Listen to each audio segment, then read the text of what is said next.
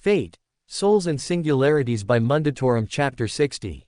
A running theme. So, no sea shanties. Ritska's voice was dejected, Mash holding a somewhat guilty expression as seeing his crestfallen face as she delivered the unfortunate news to him.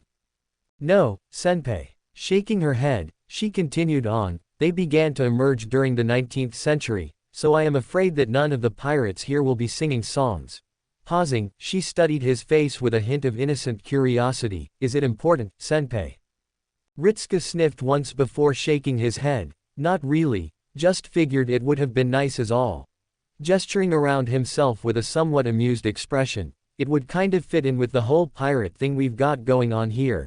You know, the whole, yarhar, walk the plank. We don't make people walk the plank. Baum interrupted as he walked past the duo, giving what was imagined to be a reassuring smile. Normally we just hang ya and throw ya overboard. Ritska's expression remained frozen for a few moments before he gave a slow nod. Right, then paused. Why? Sharks. Baum replied without missing a beat. If we slit her throat they'll be attracted to the blood in the water, follow ya about for days after that. Then shrugged, and us in a pistol is just a waste of good gunpowder. He didn't stick around long after delivering that particular piece of information, carrying on with his duties about the deck of the ship. No pirate songs and no planks. Ritska muttered to themselves before cupping their chin, wonder if anything else isn't like the history books. Actually, senpai. Mash brought his attention back to her, pirates not using planks is a historical fact. Wait, really? Ritska blinked. Huh, never mind then. I don't know what you were expecting, master. Archer remarked as he walked past the pair with a raised eyebrow. You'll find that a pirate is nothing more than a criminal who took to the seas than to the streets. Oi. One of the nearest pirates turned to Archer with a frown. That ain't. Wait, then furrowed their brows and put on an intense expression. No, he's right. They shrugged and continued on as if nothing had ever happened. We're all pretty criminal. Mash raised her hand. Why?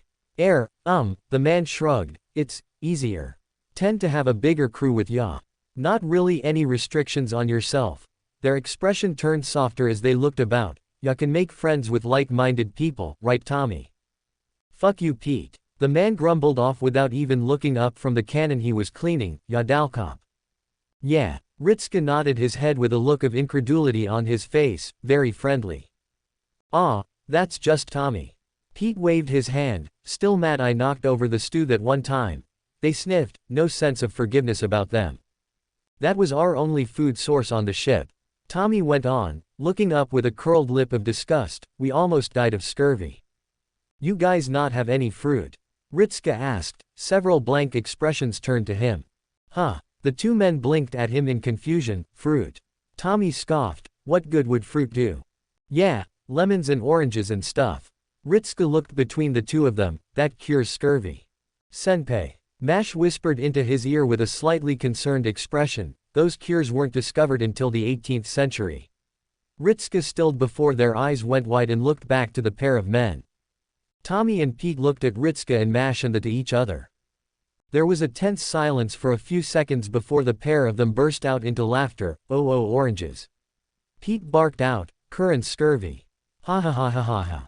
F fuckin', Tommy gasped for breath. Tell us the Earth orbits the Sun next. Pwa ha ha ha ha. Archer, Mash and Ritska stared at the two laughing men with no small amount of exasperation. Ritska at this point was starting to feel like an idiot for even worrying that he might have done something to make the singularity worse. At this point he'd never been more thankful for people being stupid. It also meant he wouldn't have to tell either the director or Roman about his near brush with an early cure for scurvy. Although he didn't know about that sun part. Archer released a sigh and walked away, moving towards the stern of the deck where Boudica was still waiting with her arms crossed near a closed door. The writer caught sight of him and offered a brief smile, looking over his shoulder to the two laughing men. Something interesting happened. Aside from a failed attempt at help. Archer rolled his eyes. No, not exactly. Although this is likely one of the few moments where the ignorant nature of the past benefits us. Given the unfortunate consequences that would have occurred if it hadn't, he looked at her and then to the door, waiting for our intrepid undead saber. She hummed in response, "He's been in there some time now, I'm actually getting a little bit concerned." "I wouldn't bother." Archer waved his hand dismissively. "If even half of the stories he's told about his world have a semblance of truth, then I doubt he is in much danger." While changing his armor. Pausing, the tanned man pursed his lips and raised an eyebrow, although I am not sure why he didn't revert to spirit form and reform. Boudica gave a half-smile in response and a small shrug of her shoulders. "He left before I could inform him." The woman soon frowned, a thoughtful look flashed over her face. "I don't think he knows all that much about being a servant." "He knows enough." Archer shrugged. "He gets summoned, he fights, and if necessary, he dies." Boudica gave him a disapproving look. "How very cynical." "It's also the truth." The door behind Boudica opened up before she could get out a reply. The two servants turned their head to see Ash emerge from the room. The saber paused as he caught sight of the pair of them. "I did not interrupt anything, did I?" "Nothing worth being concerned about," Archer answered, looking the saber up and down. "Another set of armor." He then noticed the large sheath on his back and smaller one on his hip, and weapon. Ash had foregone his Ferrum set and the Onyx greatsword. Not because of damage to the latter, but because he had noticed that launching around a great wave of fire on a ship made of wood might not have been the best of idea. Furthermore, his rapid sinking through the water also alerted him to the issue of heavy armor, therefore he had decided it best to lighten himself up in that regard as well. His chest piece was a chainmail set with a black tunic over the top of it with a matching colored cape running down his back, the embellished white image of stag's horns on the front providing a stark contrast. The chainmail set continued down both arms and into gloves made of the same metal, while his leggings were black leather with iron plates on the shins. He'd also foregone any form of headwear this time. It was mainly because the Mira chain set was lightweight but offered good protection. That and it was best to just not get hit by anything either way.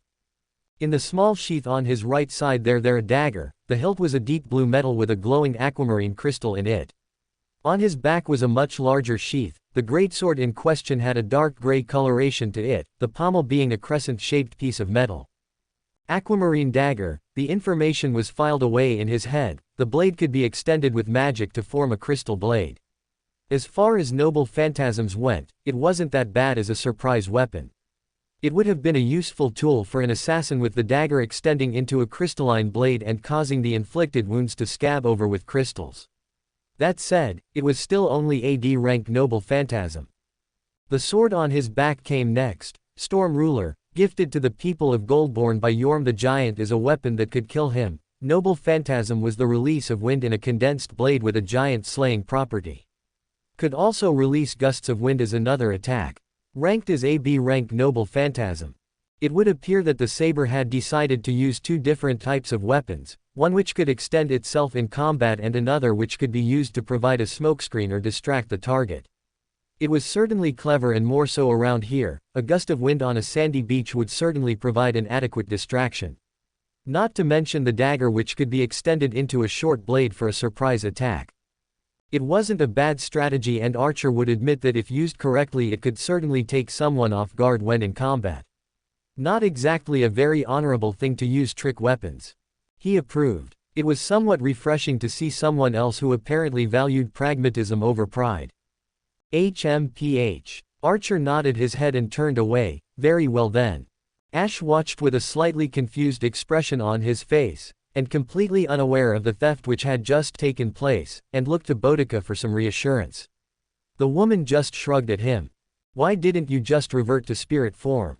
Boudica couldn't help but ask in the ensuing silence. The response wasn't one she was expecting, as Ash looked at her as if she had said something odd before he eventually furrowed his brows in a perfect example of innocent confusion.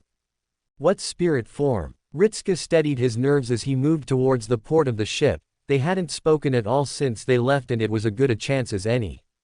Hey. Berserk. Ha, Vel, the stone-armored berserker cut him off sharply, a noticeable edge in their voice.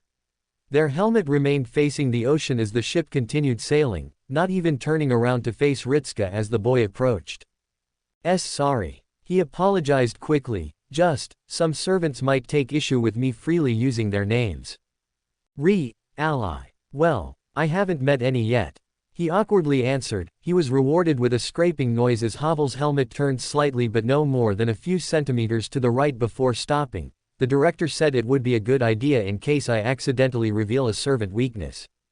Havel still remained silent, their head turned back to its original position. Ritzka snapped his fingers trying to remember an example. Siegfried. He exclaimed in remembrance, he has really powerful armor except for a small point on his back. Why? Huh. The boy blinked. Why? Why, no. Arm, on, back, K. Oh. Ritzka let out a small noise of understanding, something about a curse. He can't cover it up because it was the one part of his body that wasn't covered in dragon blood. Havel's head turned to the side again, this time until it was giving him a sideways glance. Gone. Fafnir. Ritzka shivered, still remembering the dragon. We met it in France, big too. Kill it, yeah. HMPH. Havel grunted, turning back to the front. Go, OD. Quote.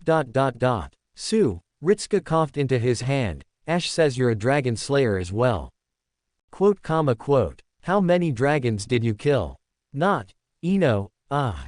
Okay. Ritzka whispered to himself, giving Havel's back a single nod of his head. Good talk. Do this again sometime. Quote. All right. He turned around, quickly making his way in the opposite direction of the berserker.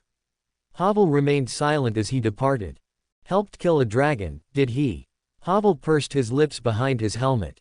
That didn't make sense to him. They kill dragons but allow a crossbreed to live. Either you were for the extermination of dragons or you weren't. Unless you were Farum. Perhaps it was his berserker rationale affecting him, but it still didn't make sense to him how the war god could go from being the greatest dragon slayer the war had ever seen to being the greatest traitor in Orlando had ever seen. It didn't irritate him that he didn't see it coming, it irritated him that he always liked Farum. The man could inspire such a loyalty in his men that wasn't possible for others. Are you all right, Senpai? Mash's concerned voice broke Ritzka out of his thoughts as he made his way back across the deck. The girl was staring at him with slight hint of worry in her eyes before they flickered over his shoulder and towards Havel. Her lips thinned out, her focus darting between the master and the servant with the obvious question being unasked. Ritzka offered a tired smile and a shake of his head. Nothing bad. Just trying to get to talk with him more. He pursed his lips, although he did ask me to call him by his name. He paused as another thought entered his head. That might have been because he didn't want me thinking of him as just a servant class though. Mash tilted her head. Is there an issue with that? The boy blinked at her and gave a slow nod. Might feel a little dehumanizing, I guess. If people kept calling me human, while also knowing my name, I might also get a little frustrated. He shrugged, or it might not be the case. I don't really know. Mash stared at him with a thoughtful expression before offering a faint smile. I'm sure you'll get the hang of it, Senpai. She affirmed with a nod of the head. Perhaps it just takes time, like with Quelaag-san. Ritzka snorted, offering Mash a half smile. I think that was more your work than mine. I couldn't even hold a conversation with her without feeling like I was going to pass out. The boy knit his brows together. I don't think I actually spoke with her all that much either, not compared to you and Arash. I don't think Verndari counts. Mash cringed. She didn't think that would really count as a conversation either, considering all the pair did was fling insults at each other all the time. It was a subject that no one had really had time to broker upon beyond something related to demons in a city, but that was it. Well, enough about that. Ritzka dismissed, looking back to Mash with a more enthusiastic expression. So, how's the ocean? Mash blinked. That was an odd question for him to ask. How was the ocean? It was a large body of water. She'd seen it when they went near the seaside in France following after Artemis, but she hadn't given it much thought at the time. The lilac-haired girl turned her head towards the starboard side and gazed out across the horizon. The endless stretch of blue gave her pause. How was the ocean? It's new. She spoke honestly. Big was another word. It was a rather on-the-spot question that she couldn't really answer. She'd never really been actually on the ocean before, and she'd recently gotten a lot closer than she was comfortable with. Well, we've only been here about an hour. Ritzka admitted with a minute nod of his head. Probably a little early to ask about opinions, An amused smile came to his face, although I think Ash made up his mind pretty quickly. Mash sent him an odd look. Senpai. Ash-san's first experience with the ocean was almost drowning. I imagine that would make him quite biased towards it. First impressions aren't everything. Ritsuka pointed out, spreading his arms wide and giving a small shrug. You met me passed out on the floor. That earned him a blank stare for a few seconds before Mash's lip twitched upwards and she released a slight giggle. I suppose that is true, senpai. She then paused and looked around. Where is Ash-san anyway? Over there. Ritsuka pointed towards the stern of the ship, changed up his outfit. I like it. A smile came over his face. I can actually see his face now rather than speak to a helmet. Mash followed his finger and easily spotted Ash speaking with Boudica, clearly looking perturbed by something as the writer made gesturing motions with her hands before she phased into spirit form and then out of it. The shielder would admit that without the helmet, it was quite easy to read Ash's emotions. The saber servant was staring at Boudica with wide eyes and then down at himself before looking back at her. Mash furrowed her brows at the reaction. It was one of complete discovery, as if he had never seen something like it before, and yet as a servant it was an integral part of himself. She had known that Ash was still new to being a servant, but she didn't quite know it was this bad. See. Boudica looked at the saber's reaction with bemusement. The unkindled was staring at her with wide eyes and an expression of shock. It's how we can conserve magical energy so we don't put a strain on our master. Was that what that is? Ash asked, tilting their head. But Mash can't do that, though.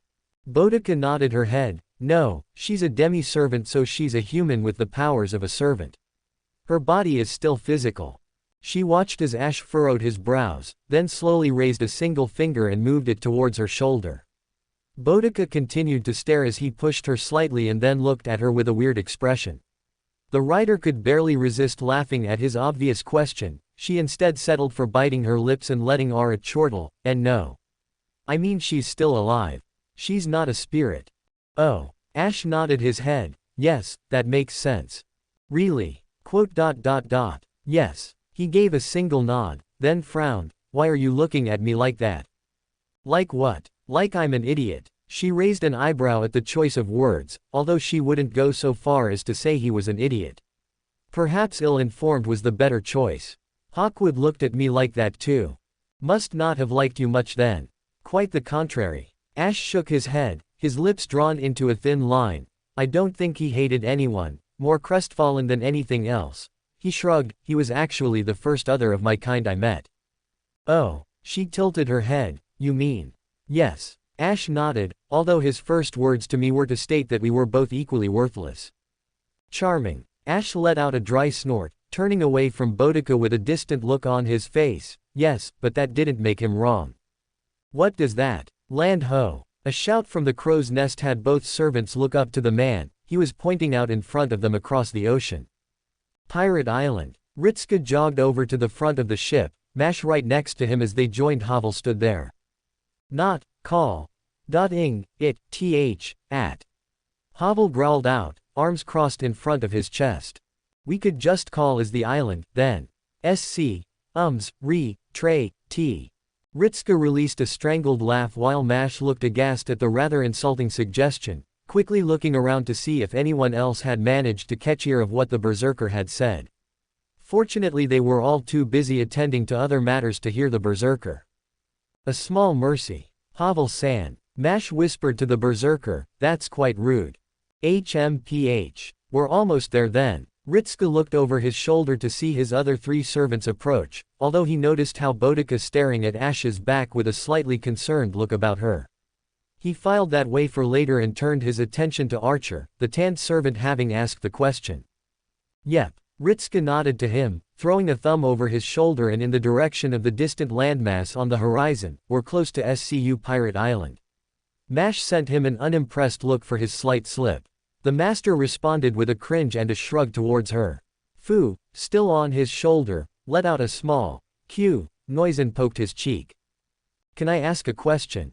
Ash spoke out in an innocent tone of voice, earning the attention of the others. Who's Francis Drake? Ritsuka blinked at him. He's a famous ship captain, they sailed around the world. He noticed Mash blinked at him. Hey, there are books. He turned away with a slightly sheepish expression. Also, the director told me to familiarize myself with important people from history.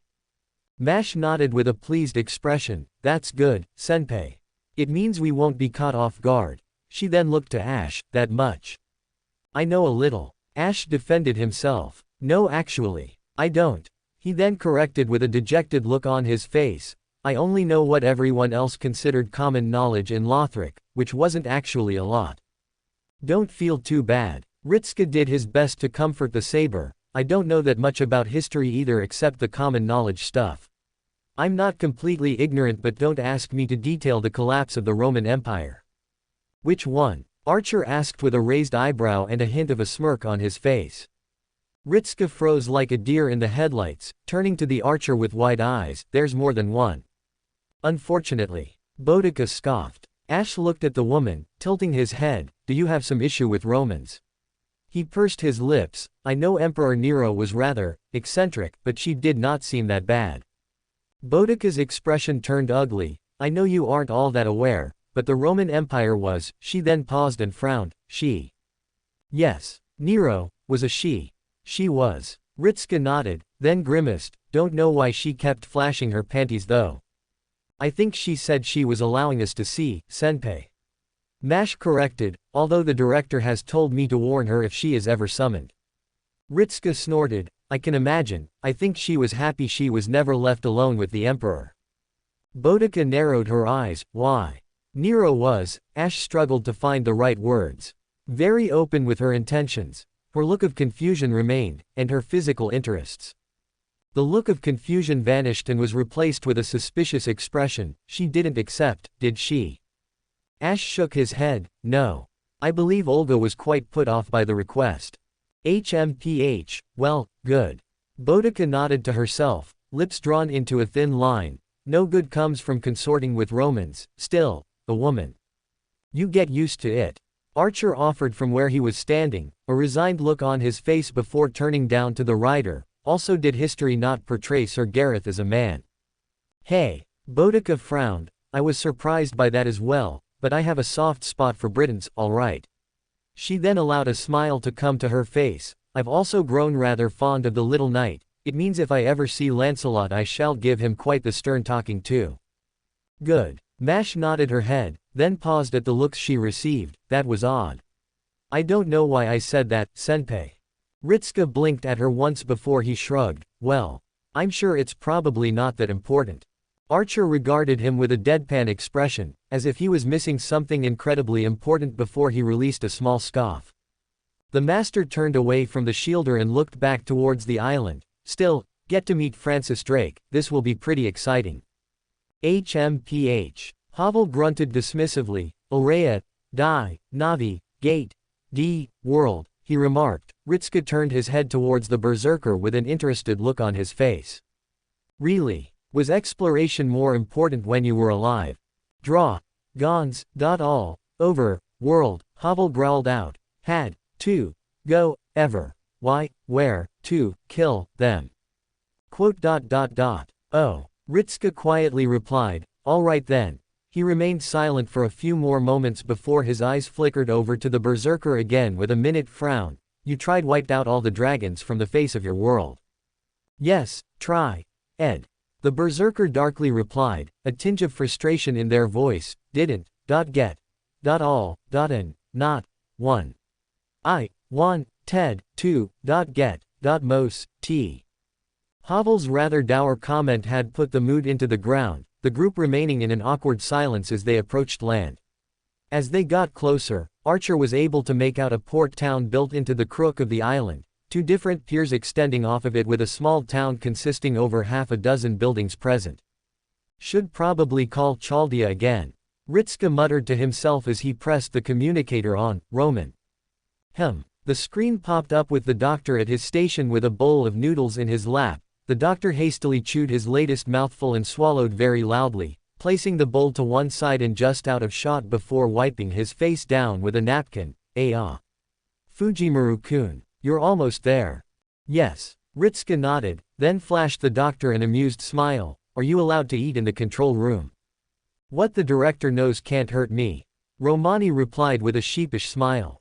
That's no good. Boudica piped up from behind Ritska, a disapproving expression on their face. You should be more sensible where you eat. What if you spill it on something important?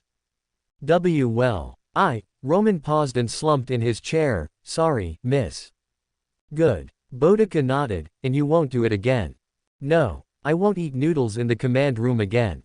Boudica held a pleased look on her face as she browbeat the doctor into submission, much to the amusement of everyone else around him. Romani. Carrie's voice called out across the control room, don't let Da Vinci hear that another woman has you whipped. Roman sputtered in shock, eyes wide and slight hint of redness on his cheeks from embarrassment. I am not. He sighed, never mind, grumbling to himself in a defeated tone of voice. He turned his attention back to the master. Anyway, you're almost at Pirate Island. Yeah. Ritska nodded, figured it would be best to call you. He paused and furrowed his brows, is the director not there? She went to get some of Sigward's coffee. Roman offered, then frowned and looked towards Ash. That Estes stuff isn't addictive, is it? Ash blinked at the man, not to my knowledge. Huh. Roman blinked. I suppose it does taste nice. Shrugging, the doctor dismissed the idea with a small hum. Anyway, you're off to meet Francis Drake then. Yep. Ritska nodded, a slightly excited look on his face. Get to meet a real famous pirate, kind of.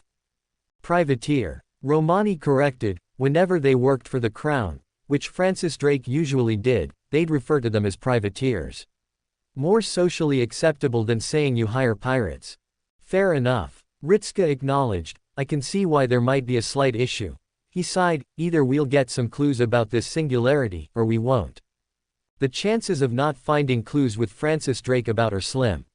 Roman shook his head, remember in France and Rome. Both of those were tied towards important and living individuals. The France singularity took place only days after Jean's execution and Rome still had the living Nero.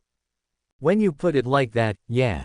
Ritska nodded, I can see why Drake would be at the center of whatever is going on here, or close to it anyway. The ship came into dock as Baum moved down the deck towards the railings, the crew members carrying a ramp behind him. The men threw the large plank of wood over the side of the ship and onto the pier, mounting it on the railings. Baum gave a single nod and turned back to find Havel looming over him. Well, sir. The man swallowed, we're here. Havel stared down at Baum before looking over him, marching past him and stepping onto the ramp. Wood creaked loudly as the full weight of the berserker fell on it. Havel remained stationary with only one leg on the ramp for a few moments before he lifted himself up and placed a second leg onto it. The wood creaked again and began to buckle under the weight. When nothing happened after a few seconds, the stone-armored berserker marched down the ramp and onto the pier. Thanks again. Ritska nodded to Baum as he passed the man. Baum gave him a wry smile. Thanks for not killing us. He replied, causing Ritska to let out a nervous laugh before he descended onto the pier, swiftly followed by Mash and the other servants. The group walked along the pier. As they approached the town, they noticed a figure sat on the edge of the pier, their body hidden away by a dark brown cloak covering their form. The servants paused and stared at the man with a certain tenseness about them. Senpei. Mash grabbed Ritska's shoulder, pulling him back behind the safety of her shield as she stared at the man. That person there.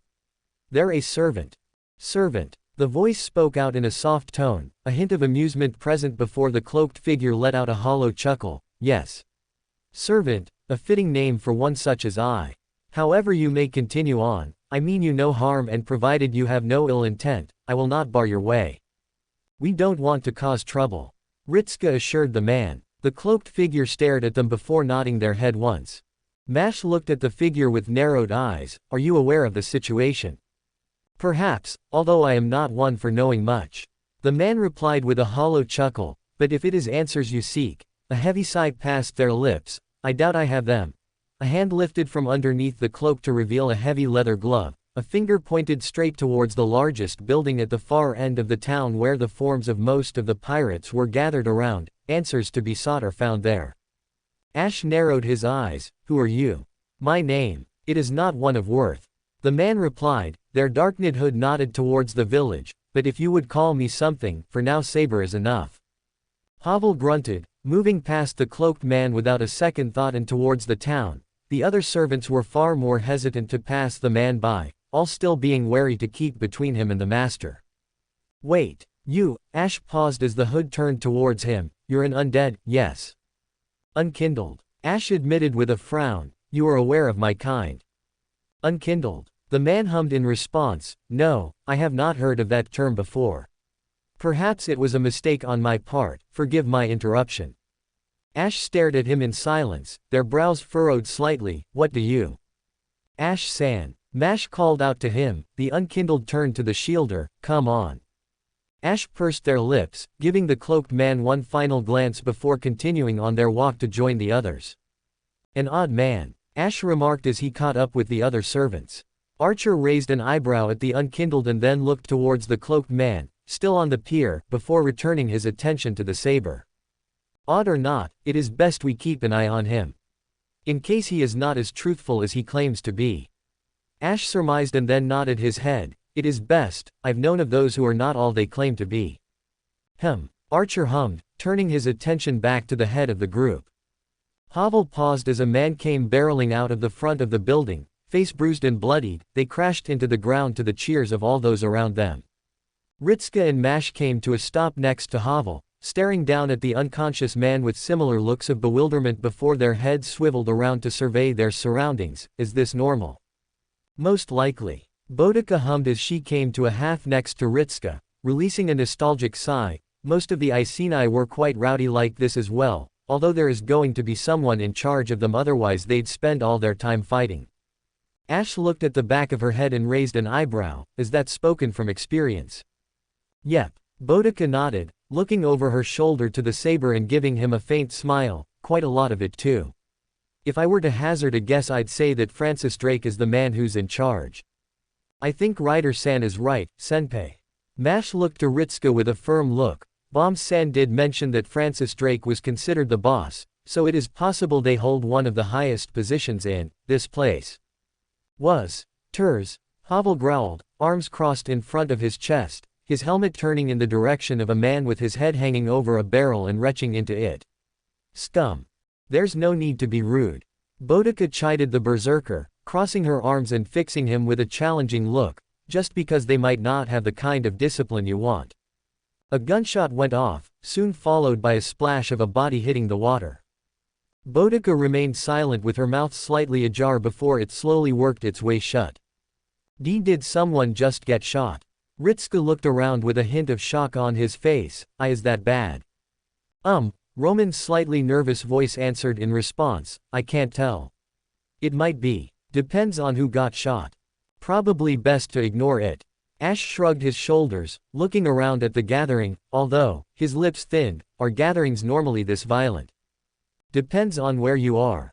Archer spoke in a disinterested tone of voice, his eyes slightly narrowed as they swept around, although this is nothing too out of the ordinary, especially for these type of people. I see. Ash nodded his head, First time seeing this. It's unusual. Ash admitted, furrowing his brows, if you held a disagreement with someone and it came to blows the end result was usually their death. The saber watched as a man took a punch to the face only to burst out laughing along with his attack, soon frowning at the display and looking back to Archer with what almost looked like a childish innocence, I don't understand. It's how some people are. Archer shrugged, although you would most certainly find places that conform to that type of logic. That in your apparent ability to return from the dead makes it more of a hindrance, I would imagine.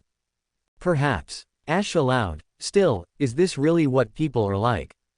Disappointed. Ash pursed their lips, I don't know. Archer looked away, well, it's not going to change that much. Ash stared at the archer for a few moments more before his gaze fell back onto the pirates, either drinking or brawling on the street with little regard for their appearance. It was surreal to him. There had been little interaction with actual people in France and in Rome he had spent most of his time amongst the other servants or within the palace. The unkindled shook their head, there were more pressing concerns right now. Such as finding this Francis Drake. Do we just, Ritska scratched the back of his neck, walk up to someone and ask if they've seen Francis Drake? I don't know, senpai. Mash frowned, some of these people look quite rough. It's an acquired taste, Mash. Boudica reassured the girl with a pat on the shoulder and a faint smile. Not everyone can look at this kind of behavior and see it as normal. Is that so? Mash blinked at the writer before her brows knit together. It seems a little different from other places we've been. That's just how people are. Boudica shrugged. They change wherever you go. Then paused, although, perhaps they remain the same in that they're still just people. That's quite a nice sentiment. The servants tensed and span around to face the new voice. Havel was the lethargic when it came to a reaction. I see, this woman has a reasonable outlook. The man was plainly dressed, a simple tunic with short curly lime green hair atop his head and an easy-going smile on his face. Although I suppose it would be remiss of me to leave such a pair of beautiful women alone while they look to be searching for something.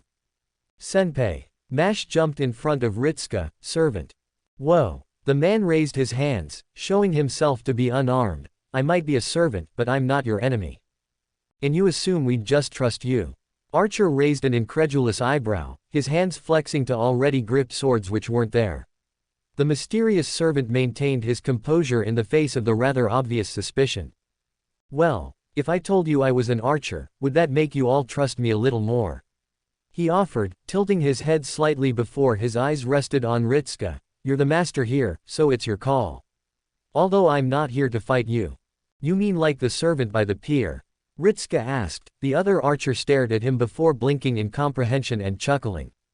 Yes, although he likes to keep to himself.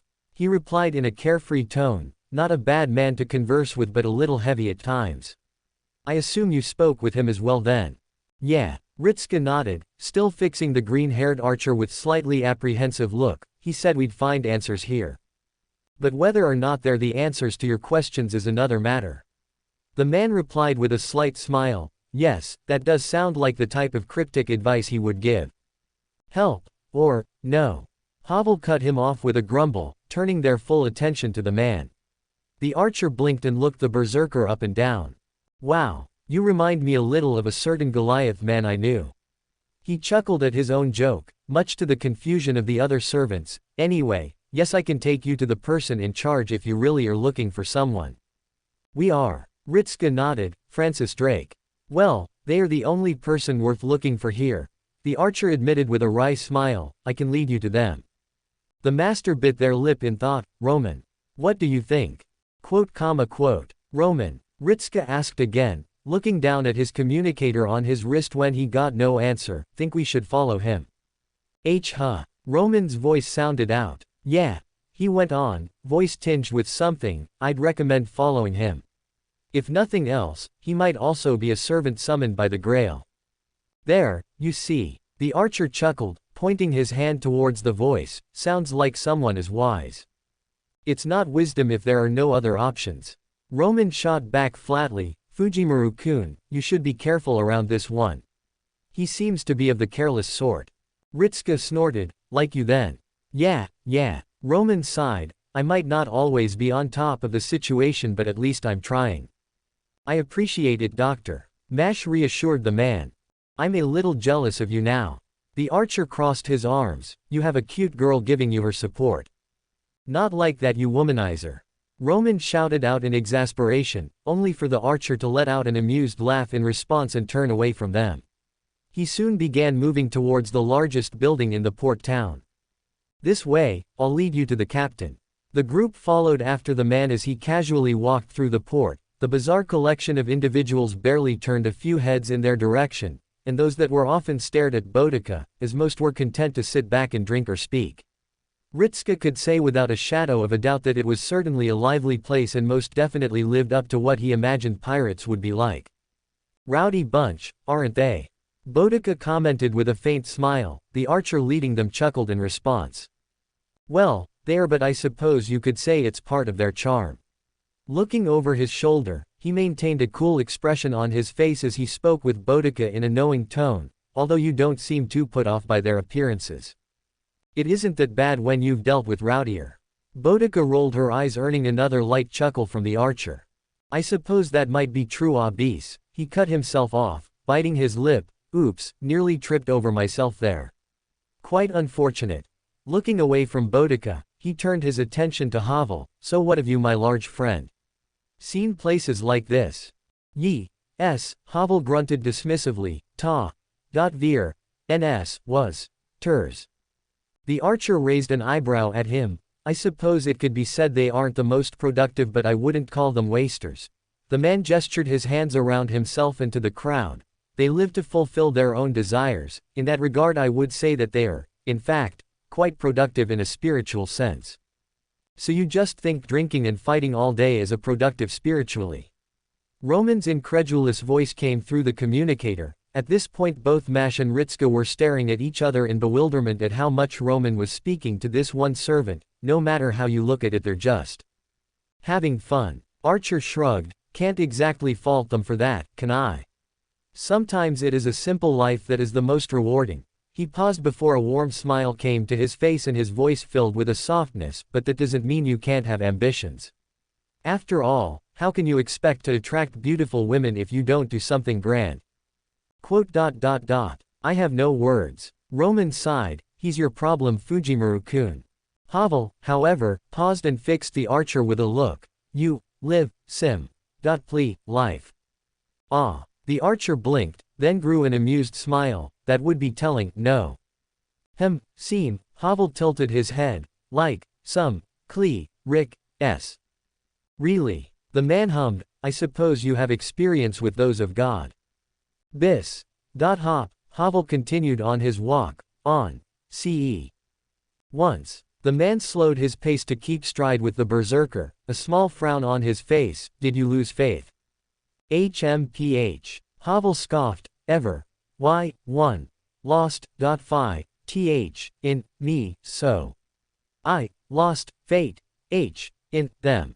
Faith isn't faith because it is an easy path. The archer offered, but perhaps you went through a time of turbulence. It happens to all of us. Acts committed that we regret that make us question our faith in others and perhaps ourselves most of all. Havel looked down at the man. The archer continued on. I won't say you were right or wrong in losing faith, but perhaps you don't need me to. Not, mag, u. Havel grunted out. The archer blinked and shook his head. No. A chuckle escaped his lips. No, I'm afraid I'm not much of a caster of spells. In fact, when I was born, you couldn't really find so many that could do such things. Havel hummed in response, a deep rumbling that sounded much like a growl as their helmet turned away from the archer. Good. Not a fan of mages then. No. Havel answered immediately. The archer raised an eyebrow and pointedly looked over his shoulder towards Ritska. A small conundrum, no. Yes, Havel distantly answered. The man offered him a wide smile in response. And yet you seem to give him a chance. The archer cheerfully replied, perhaps you are not devoid of all your faith just yet. HMPH. A derisive grunt escaped the berserker. If he fails, he dies. The hearty expression on the archer faltered before it dropped and was replaced by a tired smile. Does he know that? Yes.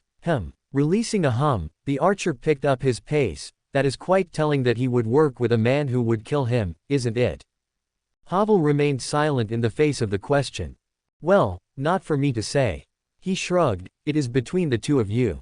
What a strange pair. Boudica commented absently as she watched the archer and Havel converse ahead of them. Is it me or does he seem relaxed? She pointed out, gesturing to Havel whose stomping had subsisted into merely heavy footsteps. Ritska slowly nodded his head in response. Maybe it's because he's an archer. He guessed with a small shrug, although he didn't seem to make friends with any of the other servants in Chaldea. Mash pointed out with a curious expression, perhaps they have compatible personalities. A snort sounded out from Ritska's communicator. The master stared down at it with a befuddled expression. I very much doubt those two have much in common. Roman's disbelieving voice sounded out. That archer has the feel of a womanizer with delusions.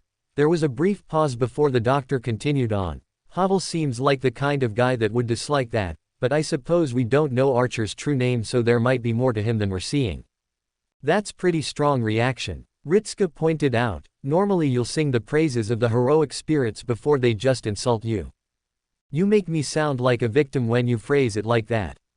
Roman whined, but I suppose that isn't inaccurate. Well, a sigh escaped his lips. I guess you could say I can just tell with this guy. Fair enough. Ritska replied with a shrug. To be fair, I think his words were to offer his help and then flirt with Mash and Ryder. See, Roman huffed, still, better than having no help, I guess. If I didn't know better, I'd say you were feeling a little annoyed he made that comment about Mash. Boudica Riley pointed out, not that I don't blame you, I suppose any guardian would feel a little dubious when a man openly flirts with their child. I wouldn't describe the doctor like that. Mash replied instantly, then winced, sorry, doctor. No, no. Roman chuckled, that's about right. I probably wouldn't describe it like that anyway. If you're done. The archer called back to them as they came to a halt. We're here. He gestured to the large building in front of them with saloon doors at the front. Sounds of merriment could be heard from inside. I'll get the captain now, I'll be back in a moment. The man quickly jogged up the steps and then pushed the doors open, disappearing into the building. Does this seem easy to anyone else? Ash asked, looking towards Ritska, because it seems to be far simpler than previous engagements. Oh, I'm fully expecting something to go wrong here. Ritska replied back without missing a beat, but I am hoping that I'm just spoiled by the previous singularities. Giving a hopeful smile to the saber, they can't all be disastrous, right? Was France that bad? Roman's voice called out, slightly puzzled. Before or after we started a fight with the French soldiers and you thought telling jokes was a good icebreaker? Ah, never mind. Roman gave a wry chuckle. Oh no, they really have all started horribly, haven't they? What has? The director's muffled voice came through the communicator. What's happened? So far, nothing. Roman replied. We've encountered 2 servants. Mash answered the woman. Nothing. Olga let out a sigh. Never mind, encountered. Not fought. No. Mash shook her head. We spoke briefly with the saber servant, who directed us towards a gathering of pirates, and then we encountered an archer servant who said they would lead up to Francis Drake. Olga let out a dubious noise in response. This seems far too simple compared to previous engagements. Prepare yourselves for the worst just in case. Ritska looked around with an expression of vindication. Then he realized what he had just been vindicated on and the expression turned strained. What can we expect from this Drake? Ash asked, tilting their head. Resident Da Vinci Chan can answer that. The genius voice crackled through the communicator. They navigated the world during an era where such a feat was said to be impossible. It wouldn't be a stretch to say they might have the pioneer of the stars skill if they were a servant. Much like myself, which is quite telling for their achievement. It's amazing how you can somehow praise yourself while praising someone else. Roman muttered. Anyhow, Da Vinci continued on, completely uncaring for the interruption, for their personality. Well, you're still dealing with what could be described as a pirate, so it would be best that you tread carefully when around him. That, and if they are affiliated with servants, then it might be best not to try and insult him that greatly. Don't get on Drake's bad side while we're here. Ritska nodded. And quiz them for information. Pretty much. Da Vinci affirmed in an amused tone of voice. It sounds so simple, right? Yeah, simple. Ritska snorted, with my luck. Did they want with me? A gruff, and very feminine voice, grumbled out through the entrance. The saloon doors soon swung open as a figure stepped into the light. Who is awe? Then hissed and covered their eyes with their free hand, the other holding a mug of beer, as the sun blasted them in the face. The woman rubbed her face, blinking repeatedly before turning her attention to the group of servants in front of her. Ah. Who the hell are you guys? They're the ones who wanted to speak with you. The archer informed her as he stepped out from behind them. Woman, his face set in one of bemusement at the reactions. Huh. Blinking, the woman let out a small groan. Oh right, yeah. Who are you then? We're, huh. Ritska stared at her and then looked to the archer. I thought you were getting Francis Drake. I did. The archer replied with a nod. This is them.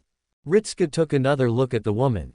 With long crimson-pink hair messily flowing down from underneath her bicorn hat, brilliant blue eyes stared at them with a large scar running down her face just to the left of her nose. Running around her neck was a leather choker collar, and covering her body, to some extent, was a long red coat with the sleeves cut off, covering her with the buttons opened up at the front to unveil the cleavage of her rather large assets, white trousers and dark brown leather boots. Ritska blinked at her repeatedly before they pinched the bridge of their nose. Mash was still gaping at them in obvious surprise, if her bug eyes were any indication. I'm confused. Ash looked around. I thought Francis Drake was a man. Huh. The hell you say? The woman growled, eyes narrowed with an unimpressed look on her face. You wanna die? Ash blinked and furrowed his brows at the woman. Do you want to try your luck? Ha! A fearsome grin came to her face. Well, if it's an ass whooping you're after. Wait. Ritska held up his hands. No one wants to fight. He turned just in time to see Havel shoulder his large club. The berserker sensed the look and turned his head slightly to see the master staring at him with a pleading expression. No violence. We're only here to talk. The berserker stared at him for a few seconds before their shoulders relaxed and they looked away. Ritska released a breath and turned back to the woman. So just to confirm, you are Francis Drake. Who else would I be? The woman scowled. So, you haven't answered my question. Who are you supposed to be? We're from Chaldea. Mash answered, still slightly taken aback by the sudden appearance. We're here to fix some issues you may be aware of. Chaldea. Drake squinted her eyes. Star Watchers. What problems bring you lot out here then, and what's it to do with me? Huh. Roman blinked as he stared at his screen. To think that Francis Drake knows about the origins of Chaldea. That's some weird instinct. Carrie shrugged. Someone who has been dead for hundreds of years knows more about Chaldea's origins than me. Is that good or bad? I don't think that's more important than finding out that history has once again managed to inaccurately record someone as important as Francis Drake's gender. Munier pointed out with his eyebrows raised. Is it me, or does that seem to be happening a lot? Well, King Arthur and Sir Gareth apparently disguised themselves. Maxwell countered, so I wouldn't say it's weird. She's not making much an effort to hide it though. Carrie shrugged, just seems weird. It's also irrelevant. Olga huffed, taking another sip of her coffee. The peculiarities of Francis Drake being misgendered aside, that doesn't detract from our objective in the least in getting information. Although she would privately admit that she was also finding it surreal that so many famous figures were quickly turning out to be the genders opposite to what they were ascribed. As I'm sure you're aware, the ocean is wrong. Mash said in a serious tone, the oceans that you sailed and the ocean we are upon are not the same. Drake stared at her with a blank expression before shrugging. Yeah, you're right about that. I know enough about the ocean to understand that these are strange seas.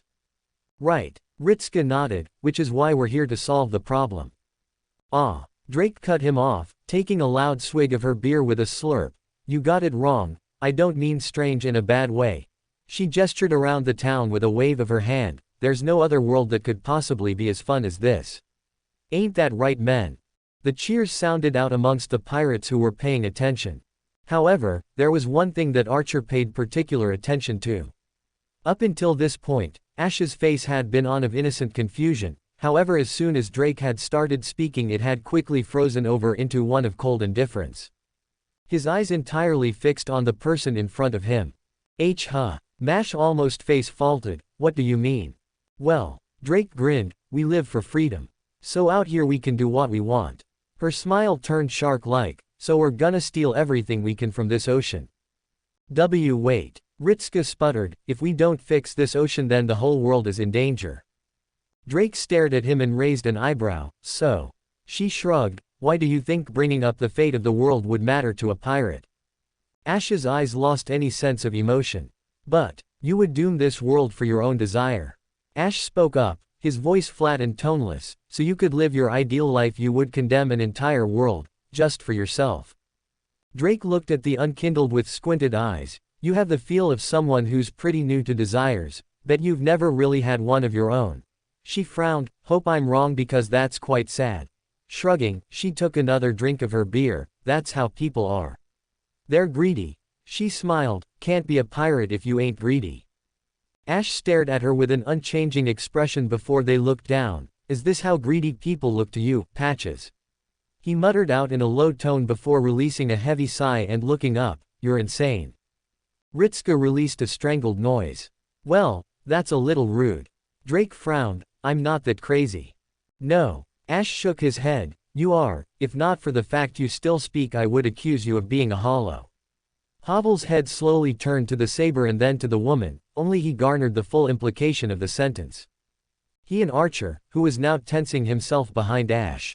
The tanned servant looked to Ritska and then to the saber in a meaningful way.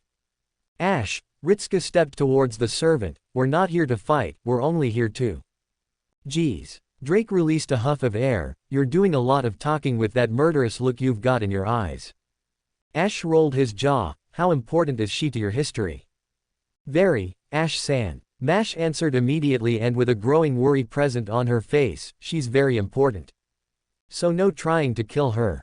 Boudica carried on. Even if she does sound a little selfish, it's to be expected for someone to try and make the most of their situation. She grimaced, especially a pirate.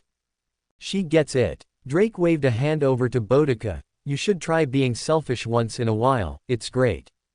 Hang on a moment. Ritsuka pleaded to the pirate, if we could just talk about this, I'm sure you'd understand that. Annoyed now, Drake let out a heavy sigh. The space behind her warped with a golden coloration before the form of a cannon appeared just over her shoulder. Ritsuka blinked before the cannon fired at him. Mash darted in front of him and phased her shield into existence.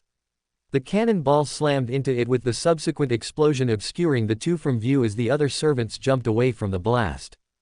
Ash's hand instantly went to the greatsword on his back, pulling it free from his back and spinning clockwise while swinging the blade. The darkened steel screamed as wind span around it in a small tornado before the saber swung the sword in a backhanded strike and sent a ball of wind shooting towards Drake.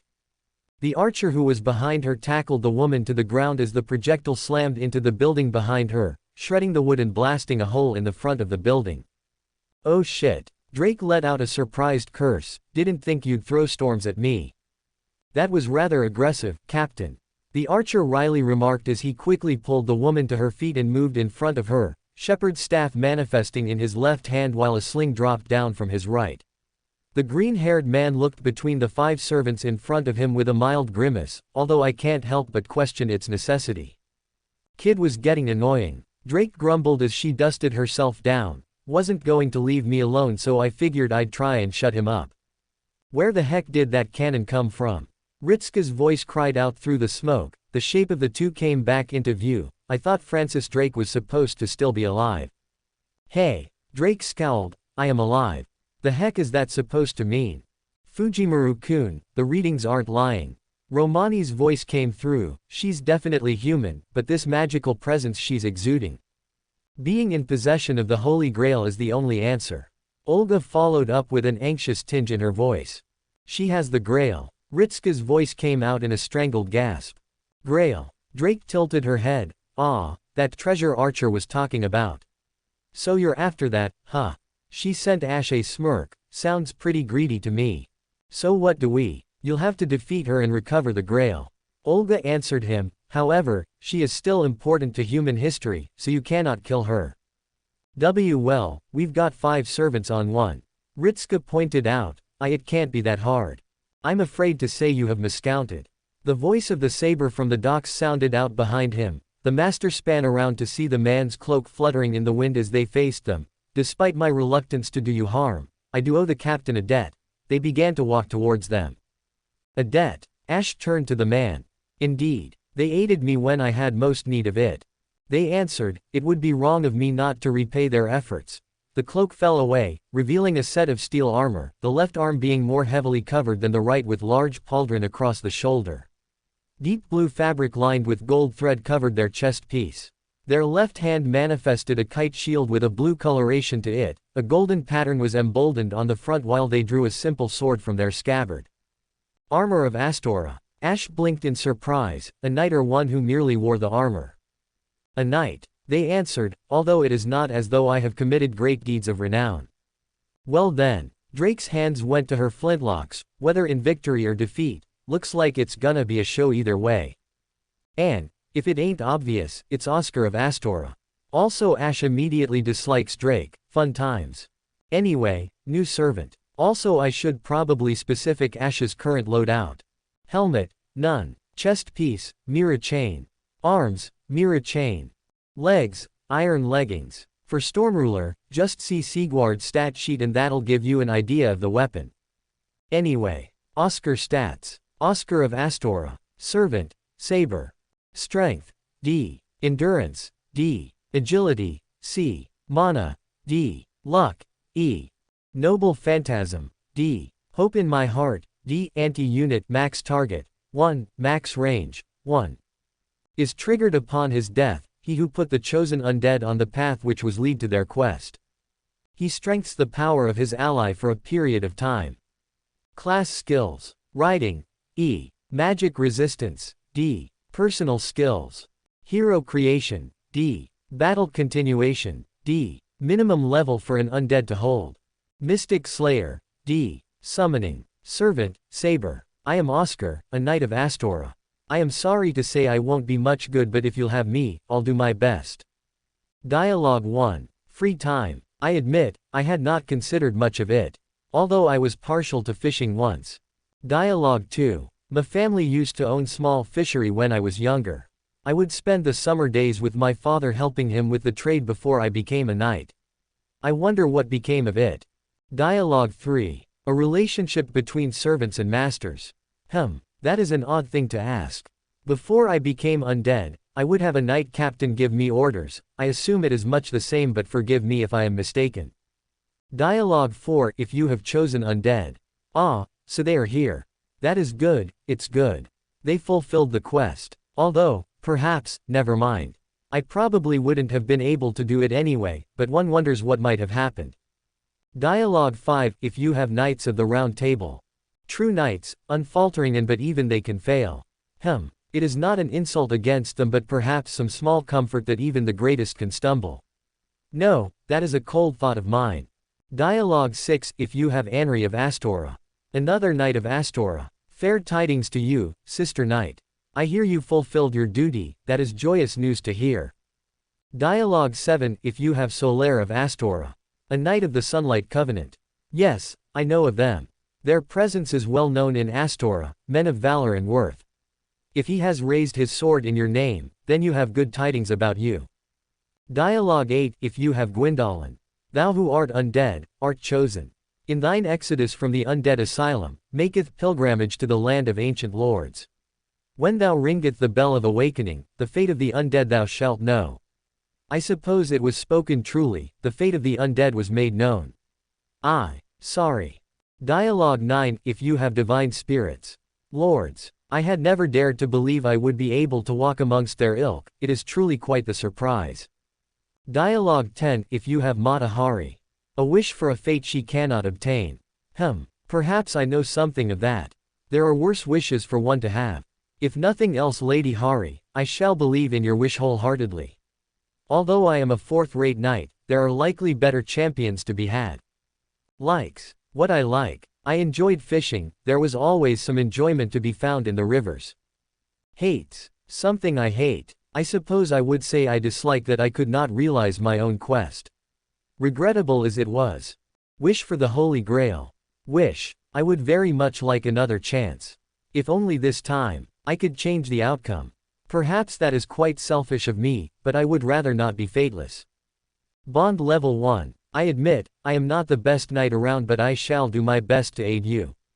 Blonde level 2. It is surprising you find use for me, even amongst your other champions. However, I shall not complain too greatly. To be useful is, never mind, my thoughts got away from me. Blonde level 3. Another adventure awaits us, I assume. Perhaps I must be doing something right that you frequent me for aid. Bond level 4. It is a strange thing. I am not someone of great worth, but you have found use for me regardless. I have a quest one have a chance of completing this time. I can only hope that I do not stumble. Bond level 5. I thank you, truly. You have allowed me this opportunity to redeem myself. Oscar of Astora will forever be in your debt. Birthday. Your birthday. I wish you many blessings. During an event. It had been long since I heard the sounds of merriment, let us be on our way. First Ascension. I was not expecting this, but I shall make the most of it. Second Ascension. Again. If this night can be of use to you, then I shall commit myself to doing my best. Third Ascension. I am a fourth-rate knight, I only want you to understand this before you continue. There are better knights to be had. Fourth Ascension. You have placed a great deal of faith in me. Ha ha ha. In truth, I am quite envious of your confidence in me. However, I shall do my best to repay this kindness you have shown me.